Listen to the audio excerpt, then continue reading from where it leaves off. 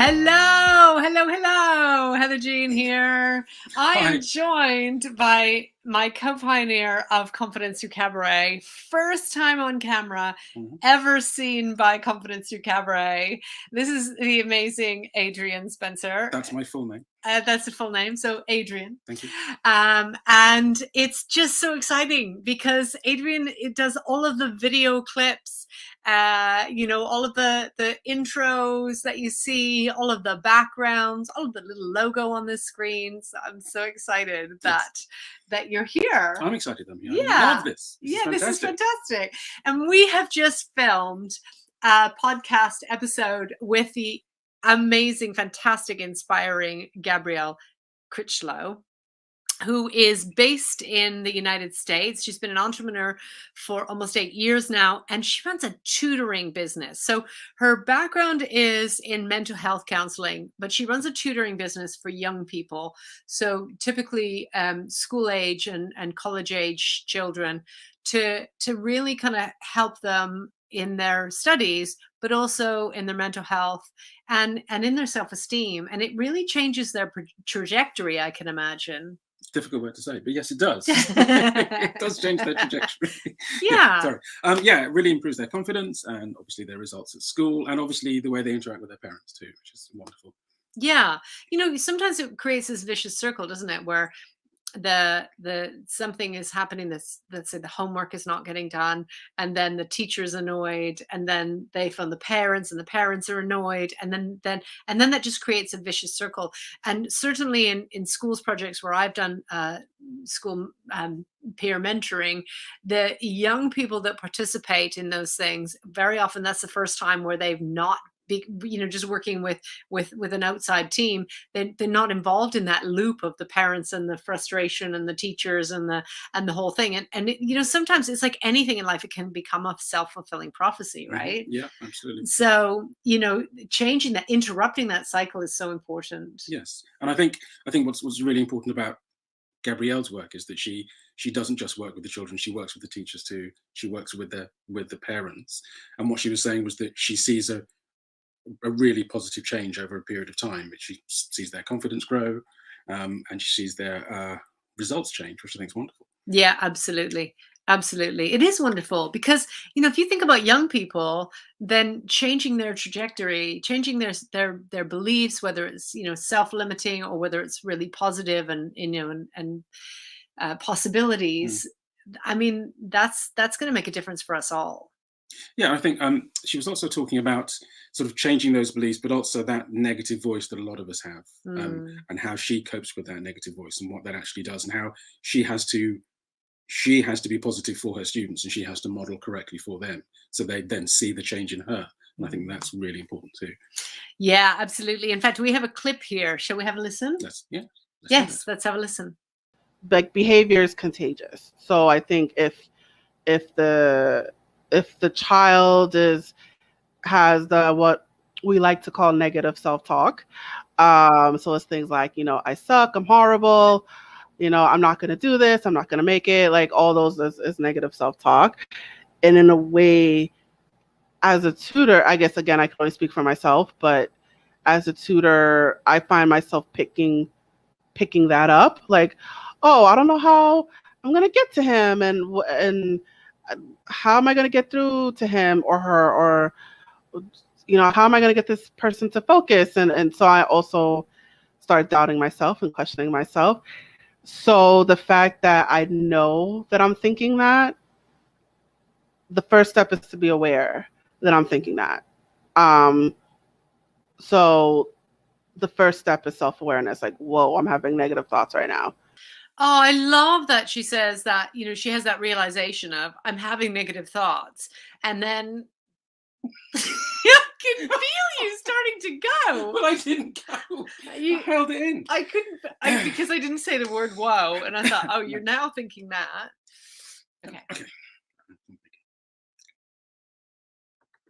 I love that she says that about, I'm having negative thoughts, and then just has that awareness. I mean, that's hard enough in itself, but then it's so important that you do that with young people, because you don't want that behavior to be bred by them. So, having that self-awareness and then needing to do that all day, every day, Yes, it's a lot. it is. And you talk about how do you deal with those negative thoughts? Because you've talked about that a lot on your imposter syndrome course. Yeah. So, I mean, we have this voice in our head, don't we? Where, it sort of says, I don't know, who are you to be doing this? Or I'm never going to be able to do this, or what will people think, or whatever. We very often don't question that voice, right?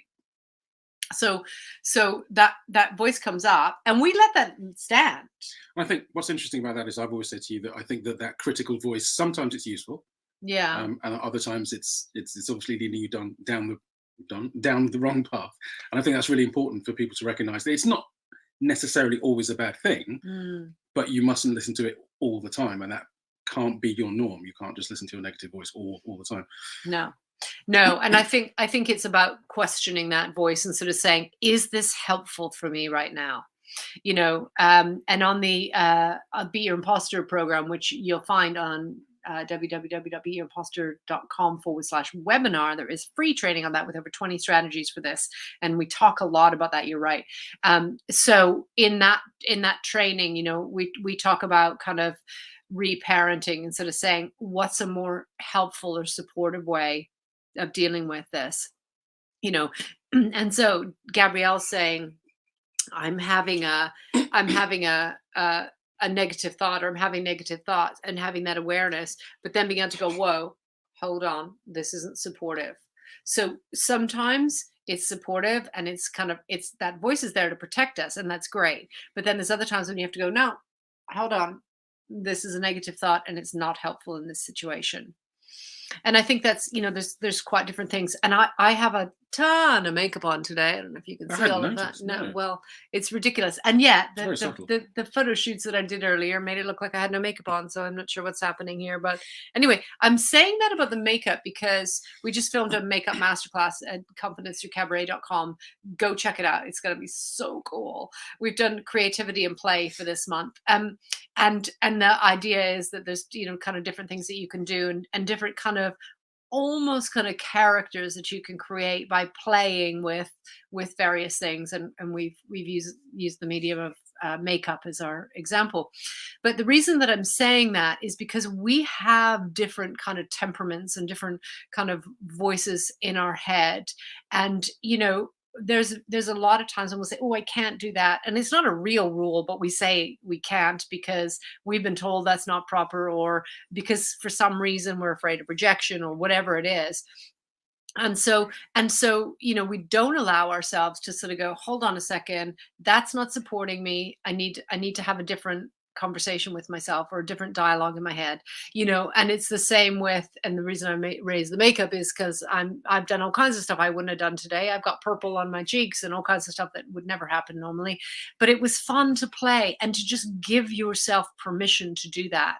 And so coming back to Gabrielle's comment about, how she manages her own confidence when working with young people, is that keeping that in control and really not spreading that on for the young people, so that it gives the young people permission to be able to do whatever they see fit with it, to really reach their potential and to be able to play. And that's how we grow. That's what it's all about. I think it'd be really useful if you could explain to people, because I know that you've encountered this a lot in your business life and your work life, and you're on stage, or you have been on stage quite a lot. How do you deal with that moment where that voice is telling you can't do this? I mean, if it's stage, it's too late, right? Because you're going on, right? So that's happening. And I think, for stage, there's a perspective there that is, that your audience is typically not there to see you do a bad job or to see something bad happen. And so they are willing you to do well, and they do want to enjoy themselves, right? That's what they're there for at a cabaret show. Is there a moment when you're rehearsing where you're second guessing your audience? Are you thinking, do people want to see this, or should I be doing this? I mean, so I think there's several moments. I think there's the part where you start off, and actually, if you go in the Confidence Through Cabaret Facebook community, I've done a whole like 12-part series on this. But in a nutshell, if you think about like what are you trying to share? You know, what's your why behind that? And that's true in business as well, right? And then what how do you want to express that? What's your story? What's your narrative? Yeah. And then, you know, in the case of cabaret, if you're dancing, then you're choosing, or singing, then you're choosing some sort of music, right? So how does that affect it? And how does it support the story that you want to tell? And how does it really, you know, kind of connect with the typical audience that's going to be there? So some cabaret shows would have a theme, right? And then if you would be following along with that theme. Some cabarets have a tribute, and then you'd be following along with that. Okay. So, but some don't. Some are just kind of a cabaret, a celebration of song and dance, or, you know, and then you can pretty much do anything. I tend not to think about the audience because I am a little bit different. That's true. In that, that's very true. In that, yes, you can tell. In that, I like to push some of the boundaries that we're not supposed to push. So I like to put sexuality, I like to put age, I like to put gender identity. I like to put some of the taboo things right out there. So you managed to push through all of that. He says knocking the laptop. I like to. Editor. You managed to push through all of that. I like to do that because I think it highlights some of the things that we are not supposed to say or talk about, you know, and mental health, which we talk about with Gabrielle on this podcast episode, is another one of those things where we're not really supposed to talk about that, right? And we're starting to now because of COVID, because we kind of have to, because it's now a massive epidemic. And so I think there's danger in not sharing and discussing and you know and just staying in ignorance or staying in silence and feeling like you're the only one. I think there's genuine danger in that, in terms of, you know, particularly not only but especially women. We make ourselves quite small in that case, right? And then we're physically not taking up space, we're not expressing our voice, we're not sharing our message, and then there's no connection with an audience because we're not doing what we're passionate about and what we're really supposed to be doing. So when was the point for you that you felt comfortable taking up space? Well, that's what cabaret gave me. Right. So I was running big conferences. I had no problem taking up space. And the difference was, you're quite shy. I'm quite shy. I have no problem taking up space. I had no problem projecting my voice. I had no problem sharing my messages around management and leadership and behavioral things for business. No problem at all. But the thing was, what people, in my mind anyway, what people were measuring was, what is my message? How useful is it? How helpful is it? Do I like it? Can I employ it? Do I have questions? All those things. So I always felt like they were talking about my materials or content, or even, you know, exercises if we're playing training games. Whereas with something like stage, it's you. Yeah. And I know it's a persona, it's a character that you've chosen to take, but it's not the same as like a theater production, like a play. Yeah. Because that is, you are playing a character that someone else wrote. You're playing a character that someone else has directed you to play in the way they've directed you to play it. True. Yeah. And it's a very different thing. When it's cabaret, it's very raw because it's your own take on that. Yeah. And so maybe you're covering a song for somebody, which is not my thing. Like, I don't sing. And so, but maybe you're doing that, but you've got your own arrangement of it, or you've got your own kind of persona from your costume and makeup and so on. Certainly for dance, you've created your own narrative, and it's so important that we're able to express that. And when I went to cabaret, I just couldn't. I did not want, because I didn't want to be seen as me, right? I did not, even with all the makeup, I did not want to be seen as me. I wanted to be like, hey, look over there, look at this cool thing, or you know. So I used to use things like a pole or an aerial hoop, and I used to think, oh, this is wonderful because this pole is going to protect me from an audience, which is ridiculous. And then I would think, but look, they're looking at the pole, they're not looking at me, which is again ridiculous. And it was actually Ryan Francis, who is a performer as Dis, who said to me, but your body's the same thing. Yeah. This was a long, long time, like years ago. He said to me, your body's the same thing as a pole or an aerial hoop or whatever, or the floor or whatever. Because you're using that as your instrument, right? And it's that. And I think the more that we can really start to express ourselves, then the more we can connect with others, the more we can talk about our mental health, we can talk about our fears, we can talk about, and we can share that with young people as well. I love what Gabrielle's saying about, sharing this, letting the young people know that she's figuring it out as well. Yeah. That is so important, that we're having those conversations. And, I had that conversation with my son about a day and a half ago, of kind of like, look, I don't have it all figured out, so don't think you need to by now. He's like 20, it's like, I don't know what I'm going to be when I grow up, so you don't need to have it all figured out. Whereas I think you and I were probably raised with what do you want to be when you grow up? We didn't have those conversations. No. Well, and people would ask you from about the age of 6, what do you want to be? And everybody wanted to be a fireman or an artist. Something like that. Yeah. Astronaut. Yeah. Well, there you go. Yeah. And I think it's that difference. And with stage life, if you're on an actual stage, you get to portray all of those characters. When you're in your own personal life, work life, or stage life, if that happens to be something like social media or a podcast, you've got to be you, and you've got to be authentic, and you've got to show up. And so that holding space and sharing your message and raising your voice has to be the real you. And I learned how to do that by portraying other narratives in cabaret. Right. Okay. Which is very interesting, because I always felt very safe if I was some other kind of creature. Yes. And then I've had to sort of say, I don't need to have all of that to be okay. Right. Just like I have 9-inch heels that I use for aerial, and I love them. And I used to think, well, and when I have those on, I'm fierce. But when I don't have those on, I'm fierce. You're fierce anyway. Yeah. I had to learn that, though. Yes, right. Yeah. That took me a little while to kind of connect that. I can do that anytime. Exactly. Not just. And actually, if you when go to Confidence Through Cabaret, wherever you get your podcasts, have a listen on this YouTube channel on the Vodcasts playlist, Gabrielle Crichlow, and you'll see the write-up description below. Make sure that you like and subscribe to this.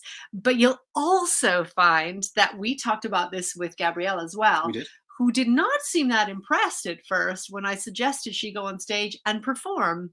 But now she has a character. Now she has a name and a character and everything. Yeah. Yeah, and she said, I can really use this in my own personal life. So I'd invite you to go and check out the podcast. Go and check out the Vodcast on right here on YouTube or on IGTV. We are Confidence Through Cabaret on all of the socials. And we, except for Twitter, which is at YBYWYS, you'll see it all down here in the description. And Clubhouse is Confidence and Attitudes is the club, and at Heather YBYWYS. And that stands for your body, your world, and your stage. Take up space, own it, enjoy it, and really just engage with the different parts of you that give you strength, because you deserve it. Thank you for being here with me. That was a lot of fun. Any last words? No. Okay. So you will see Adrian again. If not in front of the camera, you will absolutely see Adrian's work again behind the camera. So anytime there is any kind of funky, cool stuff going on, that's not me. So thank you for being with us. Please like and subscribe. I hang out in the Facebook community a lot. That's Confidence Through Cabaret on Facebook. In the community, so feel free to jump in there.